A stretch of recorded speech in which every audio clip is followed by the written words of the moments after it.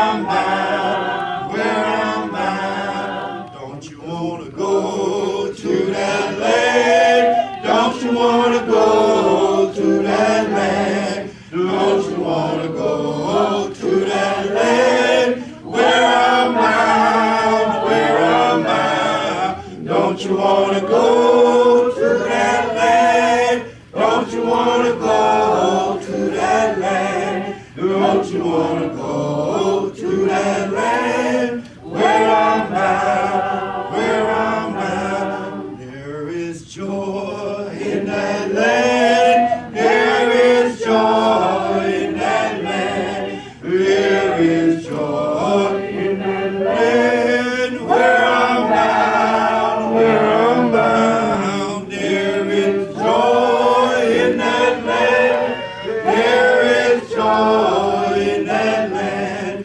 There is joy in that land. Where I'm bound, where I'm bound. Let the church say amen. Amen. I know y'all feel good this morning. I know you feel good. It's an awesome thing to be in a new year.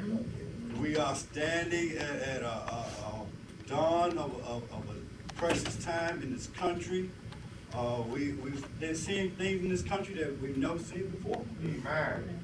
We just crossed into a new year. In a couple of weeks, we're going to be inaugurating somebody into the White House that look like us.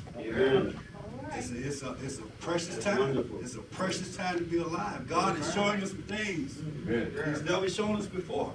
And we need to be excited about it. This morning, we want to, again, just tell you what a wonderful time you missed on New Year's Eve. And we want you to know that next year is going to be even bigger and better. Even bigger and better. Somebody need to be working on their songs right now, because next year is going to be off the chain. And as far as like the about the YouTube, you got one already? Good. Understand the reason why we do the YouTube and the MySpace and Facebook and all these kind of things is not it's only for one reason. Because like somebody said, if you know anything about fishing, if you want to fish, you got to go where the fish are. Right now, brother. That's what it 2 Kings, the 4th chapter. 2 Kings,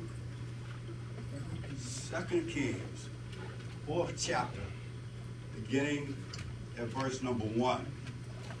The Bible reads as follows.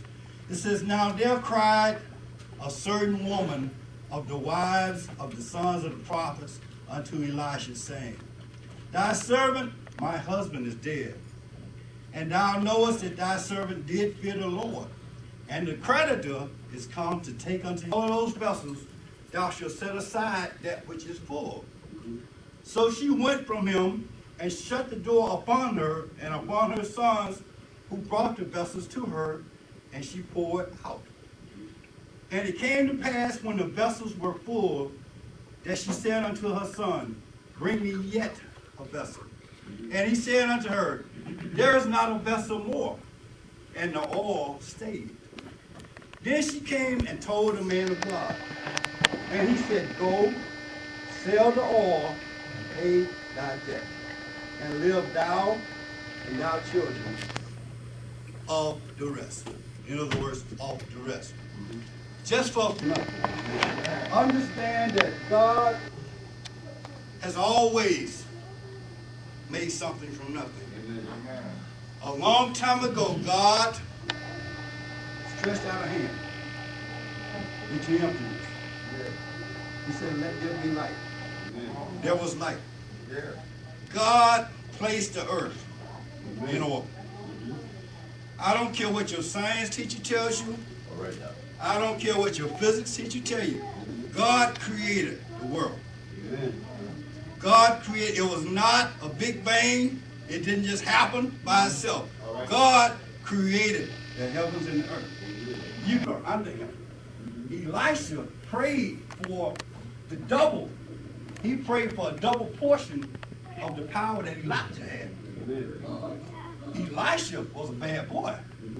Elisha prayed because, see, he saw the power that Elijah had. Now remember, Elijah was the one that on Mount Carmel, And Elijah prayed that he would destroy all those prophets of Baal. We all know the story, choose you this day, and they made that choice. But Elisha was that came behind him, and he prayed for twice the power of Elijah.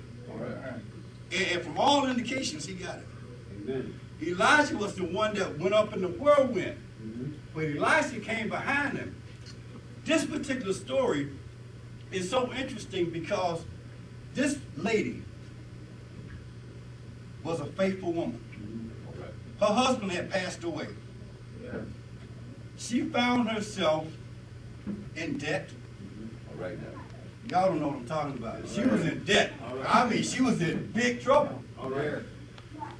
She was in debt.